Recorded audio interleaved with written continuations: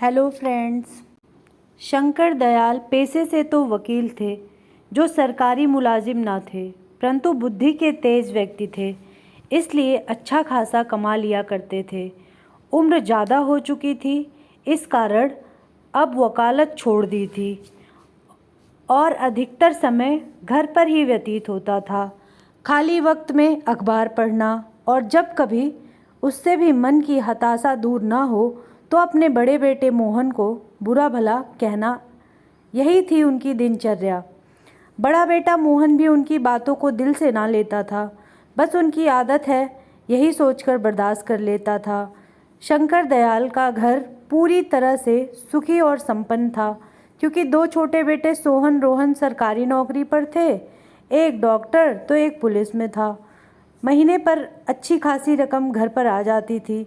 इतना रुपया पाकर शंकर दयाल का दिल खुशी से झूम उठता था, परंतु जैसे ही उसकी नज़र मोहन पर पड़ती, वैसे ही उसकी हंसी गम में बदल जाती और वह अपने अनपढ़ बेटे को कोसने लगता था, क्योंकि वह चाहता था कि मोहन भी अपने भाइयों की तरह पढ़ लिख कर सरकारी नौकरी करे।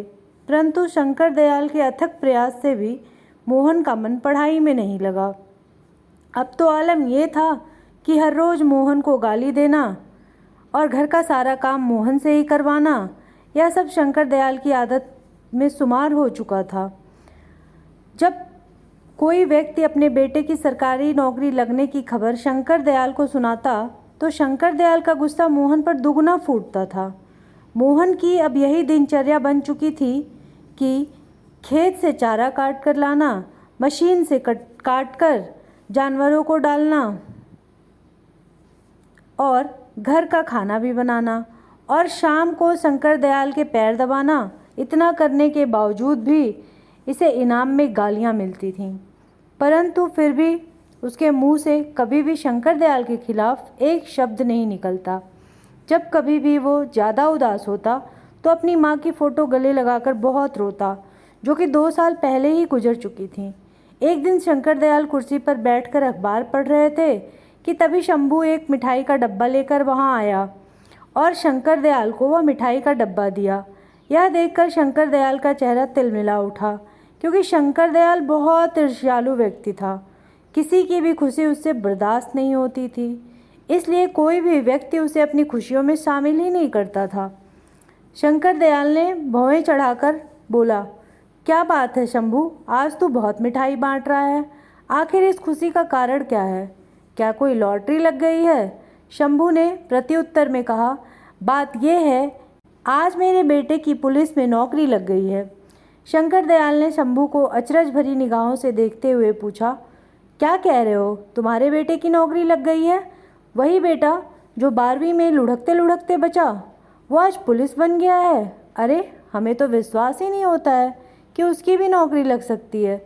शंभू ने नम्र भाव से कहा, हाँ भैया, उसकी ही नौकरी लग गई। बस सब ऊपर वाले की कृपा है। आज मेरा बेटा पुलिस वाला बन गया और इस खुशी में आज हम लड्डू बांट रहे हैं। तब तक मोहन भी वहाँ आ चुका था। शंभू ने मोहन को देखकर डब्बे में से एक लड्डू निकालकर मोहन को देते हुए कहा, बेटा आज बड़ी खुशी की बात है, तुम्हारा दोस्त रवि आज पुलिस वाला बन गया है। यह सुनकर मोहन ने कहा, क्या सच में मेरा दोस्त पुलिस वाला बन गया है? तभी शंकर दयाल ने मोहन को घूर कर देखा तो मोहन झटपट कोने में खड़ा हो गया। शंकर दयाल ने आंखें गुरेज कर मोहन की तरफ देखते हुए कहा, देख ले, एक वो है जो पुलिस वाला बन गया और एक तू है जो भैंसे चराता है। अरे कितनी बार तुझको समझाया कि पढ़ ले, तूने मेरी हरगिज़ न मानी। अरे तू तो बस धरती का बोझ है, इसलिए इससे ज़्यादा कुछ भी नहीं, समझा? शंभू को यह देखकर मोहन पर तरस आ गया और उसने नम्र स्वभाव से नम्र स्वर में शंकर दयाल से कहा, अरे भैया, क्यों बुरा भला कह रहे हो मोहन को? अरे उसका मन पढ़ाई में नहीं लगा तो नहीं लगा, इस तरह आप उसे बुरा भला क्यों कहते रहते हो? आप अगर मेरी मानो तो आप ना मोहन की शादी करा दो। घर में बहू आएगी तो आपका भी ख्याल रखेगी और मोहन का भी ख्याल रखेगी। शंकर दयाल ने मोहन की तरफ देखा और फिर शंभू से कहा, अरे इस अभागे को कौन ब्याहेगा अपनी बेटी? इससे शादी करने से पहले वो अपनी बेटी को जहर ना दे दे। शंभू ने प्रत्युत्तर में कहा, अरे क्यों नहीं, हमारे साले की बिटिया रज्जो, आप अगर राजी हो तो रिश्ते की बात चलाएं। शंकर दयाल ने शंभू की बात को नकारते हुए कहा, नहीं नहीं, वो तो बिल्कुल अनपढ़ है और मैं इसी एक अनपढ़ को बड़ी मुश्किल से बर्दाश्त कर पा रहा हूँ, उसे कैसे कर पाऊँगा। शंभू ने जवाब दिया, अरे आप भी कमाल करते हो, अब मोहन जितना पढ़ा लिखा है उतनी ही पढ़ी लिखी बिटिया मिलेगी, मेरी मानो तो फिर एक बार सोच लो, बिटिया बहुत कमेरी है, घर का सारा काम अकेले ही कर लेगी। शंकर दयाल ने कहा, अरे ऐसे तो इसका ब्याह कब का हो चुका होता। अरे हम अपने घर में अनपढ़ लोगों को तो बिल्कुल भी बर्दाश्त नहीं कर पाएंगे, और तुम इसकी चिंता छोड़ो, ये तो धरती का बोझ है, खाता रहता है और पड़ा रहता है। कभी कभी तो हमें लगता है काश ये हुआ ही ना होता तो मेरे दिल को बड़ी तसल्ली होती। शंभू ने शंकर दयाल को समझाते हुए कहा, ऐसे मत बोलो, लड़का सयाना हो चुका है, कहीं आपकी बातों में आकर कुछ उल्टा सीधा कर लिया तो। शंकर ने जवाब दिया, अरे कर ले जाके तो क्या फ़र्क पड़ेगा हम पर, अरे हमारे तो दो दो बच्चे कमा रहे हैं, अरे कल मेरे तो आज मर जाए, कम से कम धरती का बोझ तो कम होगा। शंकर दयाल की एक एक बात मोहन को अंदर तक तोड़ रही थी। आज उसकी हिम्मत जवाब दे चुकी थी। आज उसने अपने जीवन को ख़त्म करने का अंतिम निर्णय ले लिया था। आज उसने एक बड़ी सी रस्सी ले ली और चारा लेने के बहाने से घर से निकल गया और खेत पर खड़े नीम के पेड़ पर उसने फांसी लगा ली। जब रात अधिक हो गई, मोहन घर वापस नहीं लौटा तो शंकर दयाल ने आस पड़ोस में पता किया। पता करने पर पता चला कि वह खेत से चारा लेकर वापस ही नहीं आया था। अब शंकर दयाल खेत पर गए। वहाँ वह नीम के पेड़ की तरफ देखकर सन्न रह गए, क्योंकि नीम के पेड़ पर मोहन की लाश झूल रही थी। गांव के लोगों की भीड़ इकट्ठी हो गई और वहाँ उपस्थित लोगों ने मोहन की लाश को नीम के पेड़ से उतारा और उसका क्रियाक्रम किया, परंतु इतना कुछ होने के बाद भी शंकर दयाल पर कोई प्रभाव नहीं पड़ा। वह पहले की तरह ही जिंदगी जीने लगा। वक्त धीरे धीरे गुजरता गया। अब उसने दोनों बेटों की शादी कर दी थी। जो बेटा डॉक्टर था उसकी पत्नी भी डॉक्टर थी, और जो बेटा पुलिस था उसकी पत्नी पुलिस वाली। समय के साथ साथ शंकर दयाल की उम्र काफ़ी ढल चुकी थी।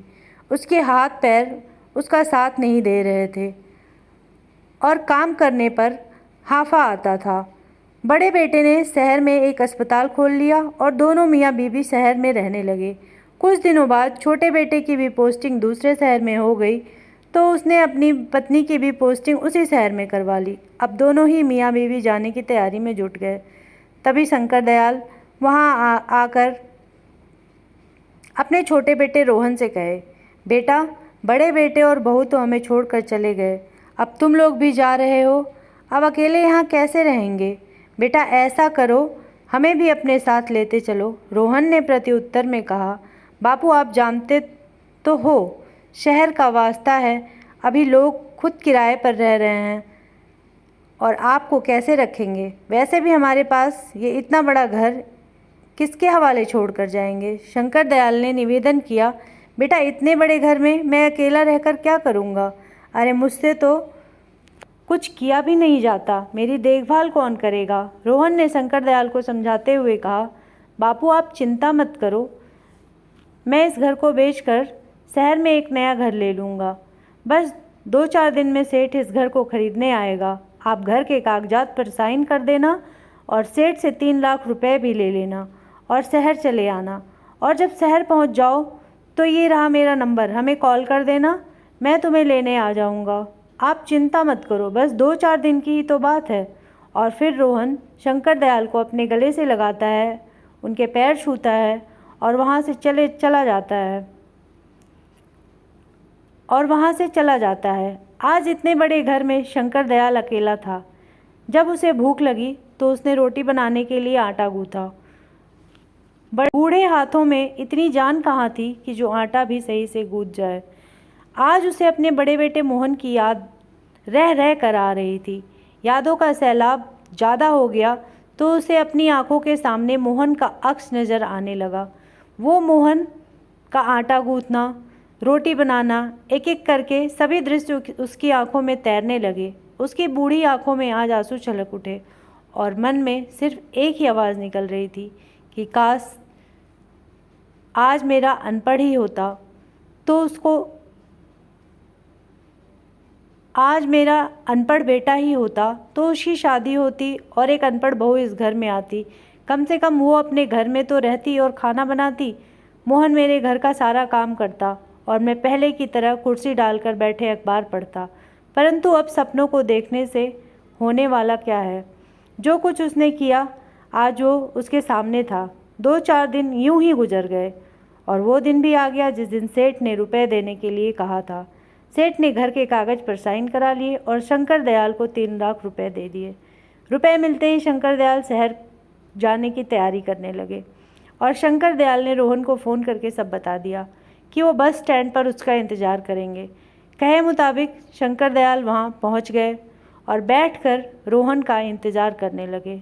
तभी वहाँ रोहन आ गया और शंकर दयाल के पास आकर कहा, बापू आप पैसे लाए हो ना, मुझे दे दो। वो जो मैंने नया घर खरीदा है उसका मालिक अभी रुपए मांग रहा है।